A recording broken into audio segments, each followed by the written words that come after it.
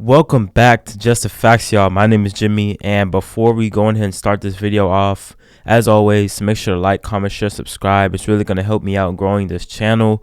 We are on a roll now since we hit 1,000 subscribers. I want to thank all y'all once again. The content has been consistent lately on my end, and it's only going to continue to get even better with the Texas Longhorns content and overall football content. Maybe some more college football content here later on. Maybe some more content about the NFL soon. Well, for sure about NFL content coming soon. But y'all go ahead and show me love and support. And we'll be out here making these videos every week, man. But without further ado, let's get into this video. The Texas Longhorns preview and prediction video for Oklahoma State. Here it is. This is another marquee game. Every game from here on out for Texas is going to be a marquee game because the Big 12 has been turned upside down this season, and we have teams that we probably didn't have to worry about in the past we're having to worry about, and teams that we thought we'd have to worry about, we don't have to worry about them anymore. 49-0. Sorry, y'all. So Oklahoma State is the first big test of this long stretch of very difficult games to end off the regular season for Texas, and obviously the rest of the games will have lots of implications on who goes to the Big 12 championship game in Arlington. Here we are, man. If we want to make it, we control our own destiny, and it's up to us to go and reach that goal. Simple as that. So coming into this Oklahoma State matchup, after doing research, overall I feel pretty confident about this matchup, which might be scary because I've been confident in the past and been let down. But here's why I feel very confident in this game in particular. Starting off with Texas' offense against Oklahoma State's defense. Here's what I see. Oklahoma State, they lose Jim Knowles to Ohio State, but that doesn't stop them from having a very good D-line. Although the production is not there, they are just still very sound and don't really give up too many egregious mistakes. They don't really have too many egregious mistakes. One thing for sure, though, is that they're not as good as they were last year, especially when it comes to getting pressure, getting sacks. Jim Knowles, that was his thing. And you see Ohio State's at the top of the country when it comes to sacks. And Oklahoma State, I think they were number one actually last year, or at least top 5 for sure in sacks. They're nowhere to be found in the top 30, 40 when it comes to sacks. So it's a big difference from last year to this year for Oklahoma State. And I want to give Mike Gundy some credit for kind of catering to what his team has. Last year they're a more defensive team, with the front four, and even in the back end, they were very experienced guys, and they're a defensive team overall, with the offense kind of lagging behind a little bit.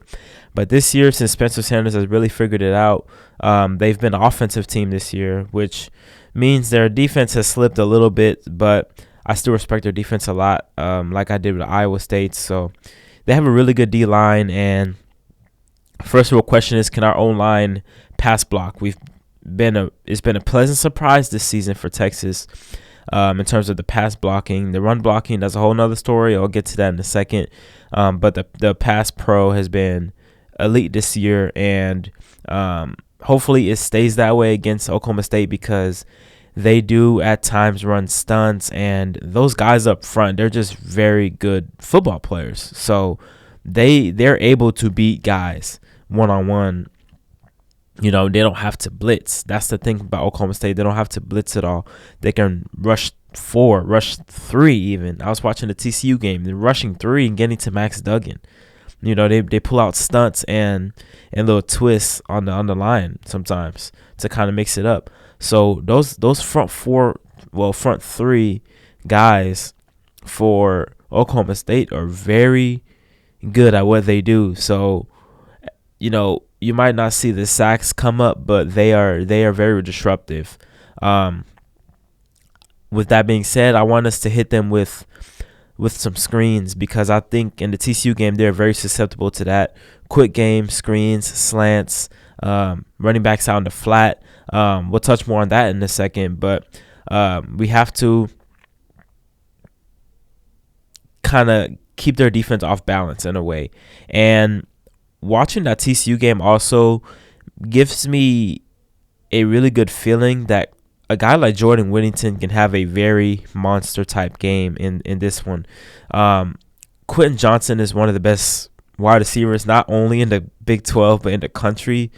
Dude is absolutely elite. He will be playing on Sundays here pretty shortly, but I think we have our own guy in Jordan Whittington, who's kind of like a, not as big as Johnson, but he's a bigger body type of dude, very physical, and Oklahoma State had a lot of problems covering a guy like that. He was shaking guys off of him. He was agile enough to make moves on defenders, and obviously athletic enough to go make those contested catches 30, 40 yards down the field. And I think Whittington has a lot of those skill sets that I've seen from Johnston, that Whittington can put onto display as well. So I think he is kind of due for a big game. I know he plays more in the slot, but I feel pretty good about what he can potentially do. And I think Quinn must take what the defense gives him, and he has to take the easy stuff, the checkdowns, the underneath stuff, the drag routes, and be on the same page as receivers when Oklahoma State's in their zone. That gave Max Duggan a ton of problems, which is a big reason why TCU went down last week.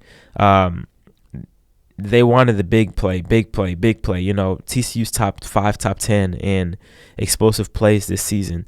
They're looking for that big play, and it wasn't there in the first half. They were kind of trying to force it. They weren't taking the underneath stuff. Running backs were out in the flat, wide open at times, and Max Duggan didn't go to it. What I want to see us do is hit Bijan in the flat, hit Roshan in the flat, hit Xavier Worthy underneath on a 3-4 yard drag route. The little stuff, take it, because there's not too many holes in this defense that they're going to allow you to get huge chunk plays. There will be places to expose them, but for the majority of the time, or at least on key moments, they're going to have to go to the short stuff and not force balls deep. Another big test for Quinn. He kind of struggled last week a little bit.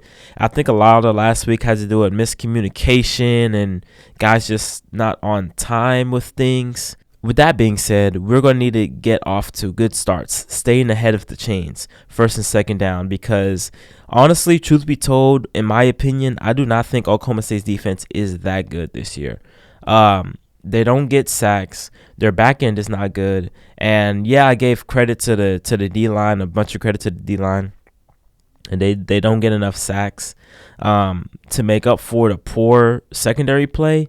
They play very good in the middle.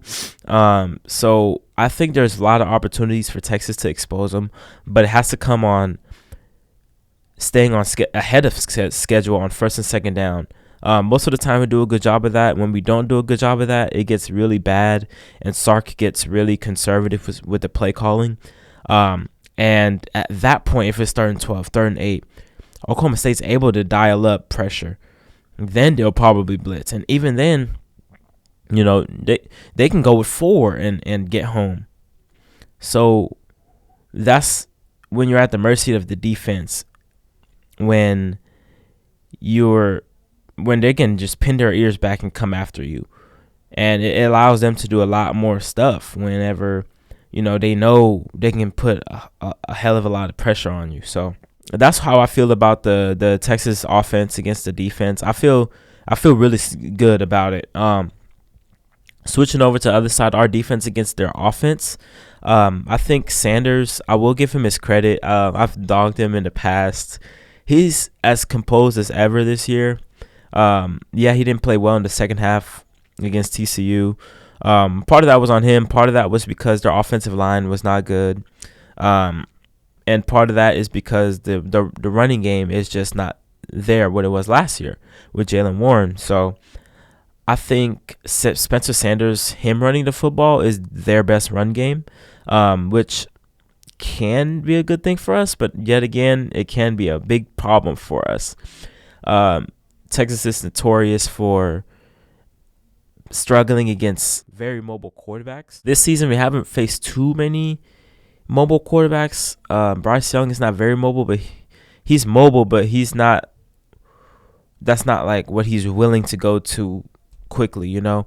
Frank Harris, he kind of messed us up a little bit with his running game, scrambling wise. But other than that, we've played pretty stationary quarterbacks for the most part. Our run defense overall has been good with the running backs, but with the quarterbacks, we're gonna have to wait and see what's gonna happen with that. Can we get pressure up the middle? Because I think Oklahoma State has some issues on the offensive line, especially like in the center spot, with injuries and inexperienced guys snapping the ball high. I want to see what TeAndre Sweat and Keandre Coburn can do in the middle. Byron Murphy and them can do in that middle. Those guys have been playing very well lately. Those are some of the unsung heroes, and I think this is a big game for them. They have a big opportunity to have some real success against this Oklahoma State offensive line. And they love the deep shots to Braden Johnson and J.P. Richardson and Wesley. So I cannot stress this enough. Our guys have to go up and make plays on the ball. Oklahoma State in the past have had really good receivers that can do that. Braden Johnson can do that. He's done it to us. Tylan Wallace, of course, terrorized us for years with that. We have to make a play on the ball when it's up in the air. They love the deep shots. They love the 50-50s. Can we get our hands on a couple of them? TCU was able to break up some of them. We need to be able to break up these balls, man. That being said, I'm not too high on their wide receiver core as a whole. They're all pretty good. The top three guys I just mentioned, they're pretty good. But I'm not really – they don't have Xavier Hutchinson. They don't have even a Marvin Mims or you know, a Tylan Wallace like they had a couple years ago. They don't have that. So they run good schemes. They get open, but there's not like a singular guy that we have to really focus on. And you know, if that was the case, I'd be terrified of their offense. So I want to see if, going back to the D-line, I want to see if they can get pressure up the middle especially, and that forces Spencer Sanders out. So Jalen Ford and especially DeMarvion Overshown can come after him. I want to see how much we end up playing spy on Spencer Sanders. It's also imperative that we get pressure on Spencer Sanders because he is not going to just give you the game anymore. You know what I mean? In previous years, we knew it. We knew Spencer Sanders would give you the game. You know what I mean? We knew he would cough it up. We knew he would throw an interception. Now it's like we have to force him into bad plays. In the second half in the TCU game, they really got pressure on him. I think they got to him a couple times with the sacks, but they were getting pressure on him. The pressure. He's underthrowing guys, not throwing them on target or on time. So Spencer Sanders still struggles with that. If we can create those same type of problems for them, I think we can really have success. And last thing for them is they like to use their tight ends on misdirection type plays because they're seldomly used. And whenever they do use them, it's usually to set up like some big play. So we're gonna have to keep an eye out for that on those plays with their tight ends. Keys to the game, I think, is one, finishing in the red zone. Oklahoma State does a very good job of stopping teams in the red zone. For as much as it seemed like I've talked trash about their defense, they're not that bad. They're just a step below from what they were last year. They get off the field on third downs, and they force field goals in the red zone. We have to finish our drives. We've had issues this season finishing our drives at times, so we're going to have to finish out the drives. Staying ahead of schedule, like I said, on first and second down, because if you're on, if it's third down, their defense is going to dial it up. And Oklahoma State's one of the best in the country of getting off the field on third downs. With our play calling on third downs, a lot of the times I do not like them. Sometimes it gets too passive if it's 3rd and 11, 3rd and 12, which is understandable for a young quarterback. But at the same time, you got to give your guys a chance to really go make a play, So staying ahead of schedule on 1st and 2nd down, that starts with the running game. I think we can find real success there. And like I said, getting pressure on Spencer Sanders, because if not, he will carve us up. I'm giving him his credit right now. He's can carve you up. The thing is, though, I feel like he's doing so much for the Oklahoma State offense. So much. He's having to make plays down the field. He's having to extend plays because guys aren't getting open. He's having to run the ball a lot because the run game is not there. I think there's so much on his plate right now, and I don't feel like he's good enough to overcome that against our defense, which has been very solid this year. So with that being said, I will pick Texas to win this game by a score of 34-31. And for the most part, I was really back and forth with the outcome of the game. The score, not so much. I can really see this game going either way because I can't really see Oklahoma State losing 2 in a row. They're still a very good overall team. And, but with us coming off a type of win that we had against Iowa State, makes me feel good that we're going to come into this game and be on point, on target, and sharp. But at the same time, we're going on the road, so it's going to be a whole different environment, and a whole bunch of other factors play a part in that. So it was kind of a hard decision to make, but I think Texas will pull this game out 34-31. Y'all let me know what y'all think in the comment section down below about this Texas versus Oklahoma State matchup. Let me know who wins. Let me know why. Let me know the keys to the game, things like that. And with that being said, this is Jimmy from Just the Facts, and I'm signing out. Peace.